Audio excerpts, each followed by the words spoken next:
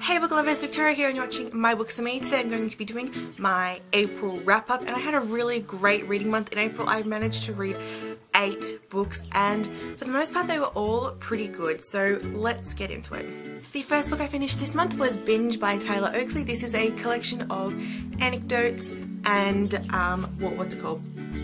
A collection of witty, personal and hilarious essays. It's just like a memoir, but instead of being told in like chronological order or really having any sort of real continuity about it, it's just various little anecdotes and stories. It was so fun and beautiful and I really loved it. Definitely recommended for fans of Tyler, or not even really for fans of Tyler, because I think anyone can go into this knowing very little about Tyler Oakley and still really enjoying it and learning a little bit more about him. But yeah, I think I gave this 4.5 out of 5 stars. It was really good. The next book was another YouTuber book, and that is Username Evie by Jo Sugg, aka Thatcher Jo. This is a graphic novel about this girl called Evie who is very much alone in the world, and she gets picked on, and the way she escapes is actually by climbing into the fridge.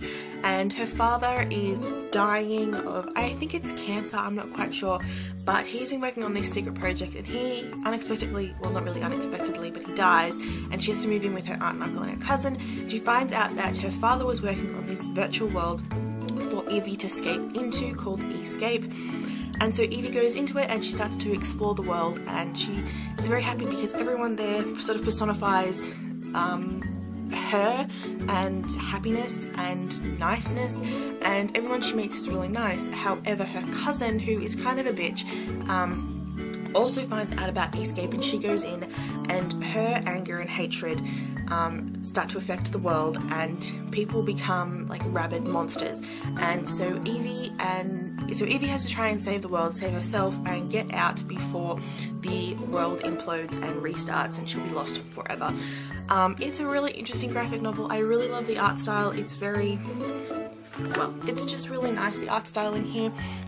I really enjoyed the story. I did, however, think that the sort of climax of the story was very anticlimactic. It sort of lasted for like 2 pages and then we were out of the world and the book finished. I felt like there was a really big build up and then nothing much really came of it. It was resolved really quickly. So yeah, I really hope that Joe maybe has more graphic novel ideas floating around in his head, because I think it'd be very interesting. I think his story idea overall is a really good idea and theme, and I ended up giving this 3.5 out of 5 stars. The next book I finished this month was another graphic novel, and that is Sex Criminals Volume 1, One Weird Trick by Matt Fraction and Chip Zdarsky. This is such a fun graphic novel. It is about these 2 people, John and Susie, who have the ability that whenever they have sex with anyone, time literally freezes, and one night they meet each other, they hook up, and they freak out because both of them are still able to be around in this frozen world, and they soon realize that they both possess this ability. And so they decide, because the bank is trying to foreclose on the library that Susie works at, that they're going to go around and rob all the banks in town to make enough money to pay back for the library. And so they use this ability to freeze time to rob the banks. However, while they're in this quiet zone, or calm world as John calls it, they realize that there are other people who also have the same sort of ability as them, and they're kind of acting as like the sex police. And it's just a really fun read. The art style in here is really, hang on, where's a non-graphic page? The art style in here is just really fun and quirky and just really nice. And I especially love the, where are we? I especially love the artwork for when they're actually in this quiet zone. It looks really pretty, so I highly recommend this. I can't wait to start volume 2 this month. I gave this 5 out of 5 stars. The next book I read this month was one of my university books, and that is The Romance of the Forest by Anne Radcliffe.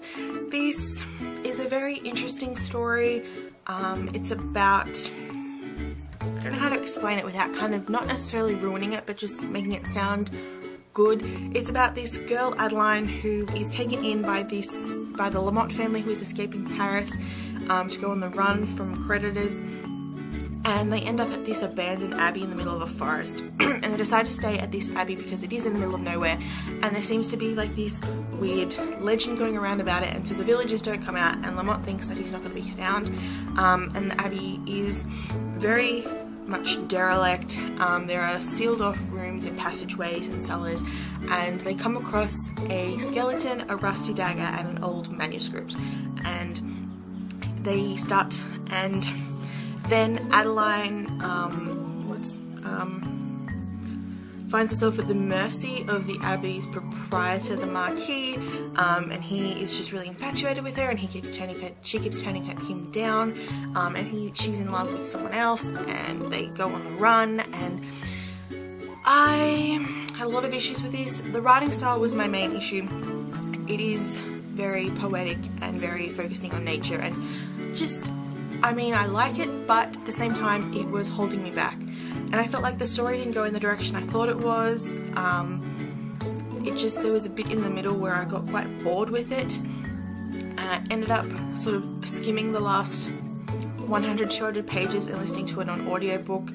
And yeah, I feel like I probably wasn't ready for a book like this if I had to read it obviously for university, but I feel like I sort of wasn't ready for this type of classic. I think I need to read more widely before I maybe go back to it, but I definitely recommend it for people who do like gothic romances, I mean, and classics, and maybe you have read more classics. I think you'll probably really enjoy this.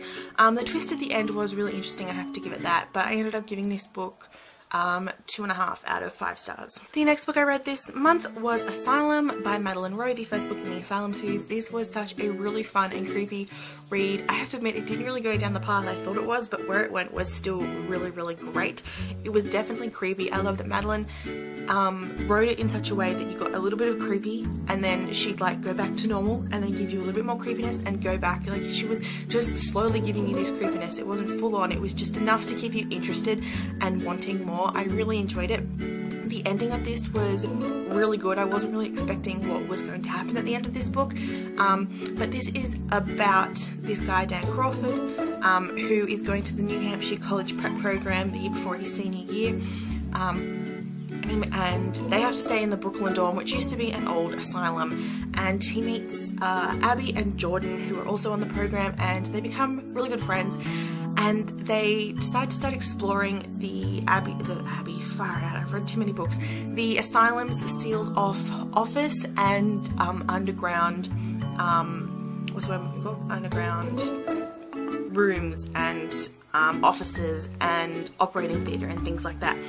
And because it's still filled with everything from the asylum, from, like, you know, the day that it closed down, everyone just dropped everything where they were and left. And there is just creepy old photographs and things like that, and there's a really sinister past about this asylum. It was a lot more haunted and a lot more gruesome than anyone really thought it was, and it's still very much haunted, and it's about these three just trying to figure out what on earth is going on because they seem to be connected to the asylum's past. It was so fun. I loved this book. I gave it 4.5 out of 5 stars. I can't quite remember, but it was really good, and I can't wait to read the next book, Sanctum, during May. Next book this month was another graphic novel, and that is Chew, Volume 1, Taster's Choice by John Layman and Rob Guillory. This is a really interesting graphic novel. It's about this guy, Tony, who, when he bites into something, he can sort of figure out where it's come from and what sort of processes have been happening to it. So he is employed by the FDA to solve some food-related crime, because it's set in a world where the bird flu has swept through and killed millions of Americans, and so the American government has said chickens are bad, chickens are outlawed, don't have chicken, and so chickens are kind of on the black market, and there are restaurants where they'll serve you chicken and things like that. And so Tony is sort of part of trying to figure out these different crimes that are sort of FDA related, and he has the ability to bite into someone and figure out how they died and possibly what they did while they were alive. And yeah, it's very weird and very interesting. I have it's a lot, there's a more sinister plot going on than just chicken related crimes. It's very interesting. The artwork in here is kind of kooky, but I really like it. I haven't really decided what I'm just going to give this. I think I'm going to give it 4 out of 5 stars or 3.5 out of 5 stars. I enjoyed it. It didn't necessarily blow me away, but I'm still really keen to continue on with the rest of the series. There are 11 volumes in this, so I'm hoping that I'll be able to I'm hoping that for me it'll pick up and then I'll be able to dive in and be really excited about it. So we'll see how we go with that one. And the next book I read this month was hands down the best book I've read this month and one of the best books I've read this year, and that is A Rose for the Anzac Boys by Jackie French. I read this on the 24th of April, the day before Anzac Day, and this book was so beautiful. It moved me so much. I was in tears by the end of this book. It was just so beautifully written, and I think Jackie French did such an amazing job with this book. This is about 16-year-old, what's her name, Midge McPherson, who is from New Zealand, but her parents both died. It's not really part of the story. Her parents have both died, and she's now living in England with her aunt and uncle, and she is off to a boarding school, and her older brother Dougie has already enlisted in the war, and her twin brother Tim has signed up forging his age, and he is actually at Gallipoli with the Anzacs. And she received a letter saying that he is missing, presumed dead, but she's very confused because she had also received a letter that is dated 2 days after the apparent date that he has been missing, and she doesn't want to believe that he's dead. She believes that it's been a mistake or that he's been taken in captive by the Turks, and she decides along with her friends that they're going to go over to France and set up a canteen to try and help the war effort, because they feel like just being back in England and like knitting socks isn't enough. And it's still very much a time when everyone thought the First World War was such a glorious adventure and that you had to go because it was a once-in-a-lifetime opportunity, and people hadn't realised that it was such a horrific thing. So they head off to France. They set up a canteen at a railway station that is not too far from the Western Front, but still far enough that they're not in any real danger. And it just turns out that the railway station is where all of the injured come from the casualty station to catch hospital trains to like Paris, and even maybe go back to England. And they sort of don't realise this until their first or second night, when ambulance after ambulance and truck after truck and carriage after carriage come in with all these bodies on stretchers and lays them out on the platform waiting for the trains. And they soon realise that war is not glorious. War is quite horrific. And Midge ends up meeting some Australians. One of them is Harry Harrison, and he asks if he can write to her, and they decide she says yes, and they start writing to each other because they have they sort of, even though he's from Australia and she's from New Zealand, they both grew up on sheep farms, they both live in similar sort of areas, and they just feel at home talking about each other. They spend their letters talking about home and commenting on things like that. And soon Midge is taken in service as an ambulance driver because they're short, and then she ends up at one of the casualty stations close to the Western Front, which is probably I think it's meant to be their main casualty station, and it also turns out to be the one where her aunt is stationed, and she really comes face to face with the real horrors and people dying. She actually has to sit with a man while he dies. It's so beautiful. And eventually she does go home with her brother. Tim is unfortunately killed. A lot of people in this book do die. A lot of, not necessarily the main characters, but a lot of the characters we do get to kind of know end up dying, and the ending of this is so beautiful. It comes really full circle, this book. I don't want to spoil it for you because the ending is just so beautiful. I definitely shed some tears with this book. Reading it before Anzac Day, it was amazing. And during the Anzac Day service, the next day that I was attending, I just couldn't get this book out of my head.